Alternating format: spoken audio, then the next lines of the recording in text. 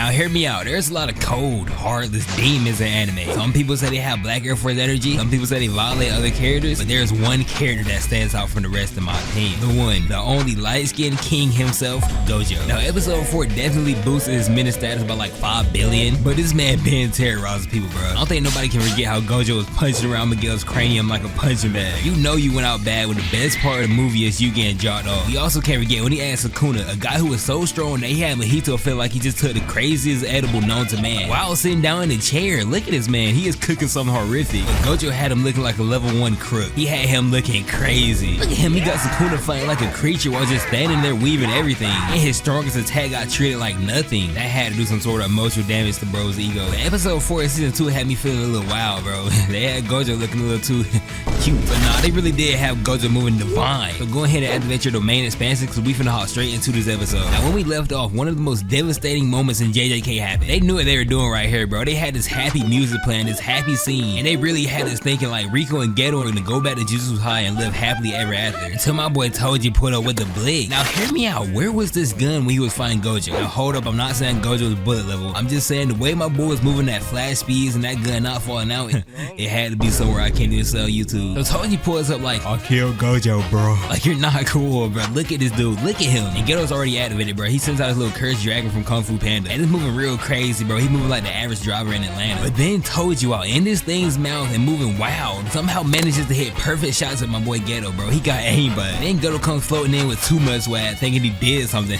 No, Toji is laughing at him, bro. Hear me out. This place looks oddly similar to the Infinity Castle from Demon Slayer. I was almost expecting Musan to join the fight. Toji walking around with his blick out, and Geto's like, I got one too. That junk did 0 damage, negative effect. And while they're chatting up, this man said he dropped off the best girl in JJK, aka Karoi. At this point, I was ready to jump in and start fighting him, but nah, I soon realized that that wouldn't work, bro. Cause this man Geto started spamming all his attacks at Toji, talking about everything. He got JJK looking like Star Wars. I knew it was over for Geto when Toji busted his curse like a pinata. He had Mario coins flying out of bro. Now everything's looking real bad for Geto until the grudge spawns in. And yeah, she got cooked. While we're talking about cooking, who cooked you? You are disgusting, bro. But then Geto tries to use curse manipulation on this abomination. Hold up, that kind of rhymed, okay. And right as he's about to absorb it, Toji's like, no. Then almost does him how he did Gojo. Debatably, he did him worse, cause he slumped him, let him live, then kicked his head even though he was already knocked out. That had to be top 10 most disrespectful moments in anime for sure. Then he says you were all beaten by a monkey. Now in my opinion, this is the moment Geto turned racist. Shoot, I don't even blame him cause I would have turned racist too. Now after Toji gets a little flashback of his son that he never talks to, aka Megami, he makes this face. Toji might be a demon and all, but he is also top 10 deadbeat. Bro, hold on.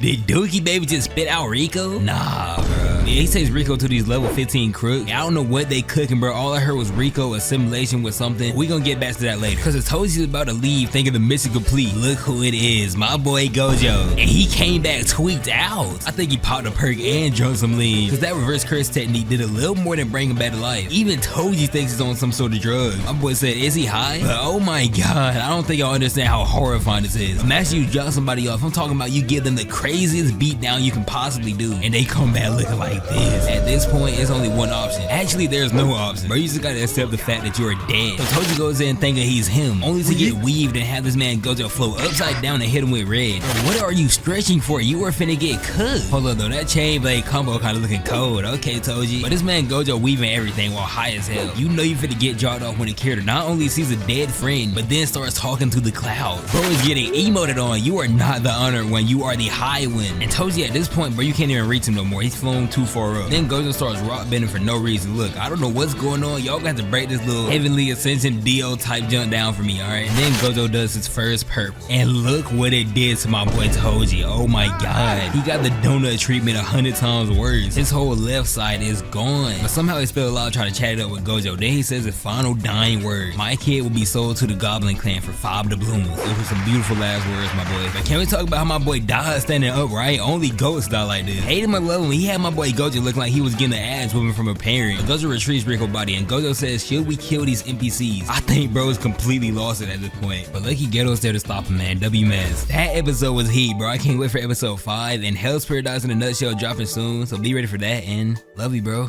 Bye.